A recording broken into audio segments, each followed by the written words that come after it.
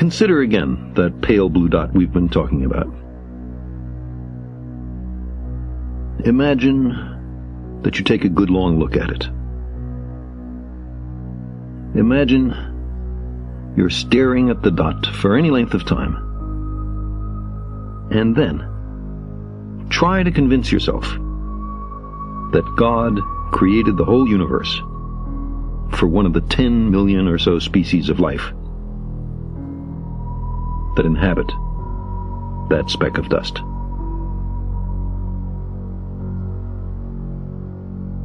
Now take it a step further. Imagine that everything was made just for a single shade of that species, or gender, or ethnic or religious subdivision.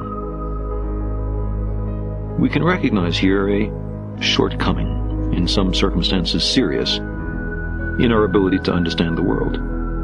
Characteristically, we seem compelled to project our own nature onto nature. Man, in his arrogance, thinks himself a great work, worthy of the interposition of a deity.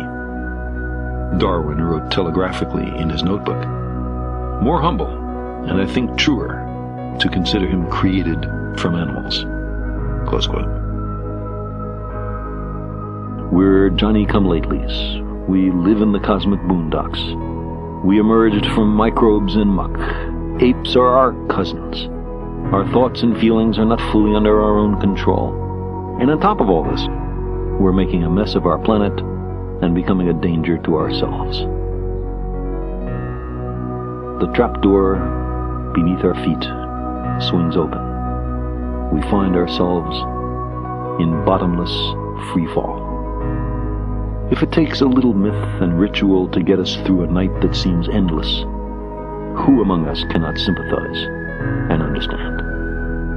We long to be here for a purpose, even though, despite much self-deception, none is evident. The significance of our lives and our fragile planet is then determined only by our own wisdom and courage. We are the custodians of life's meaning.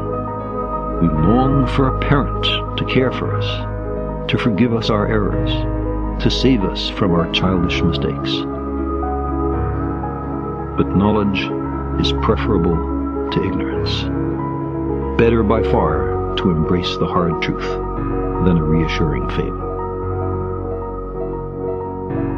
Modern science has been a voyage into the unknown, with a lesson in humility waiting at every stop. Our common sense intuitions can be mistaken. Our preferences don't count. We do not live in a privileged reference frame. If we crave some cosmic purpose, then let us find ourselves a worthy goal.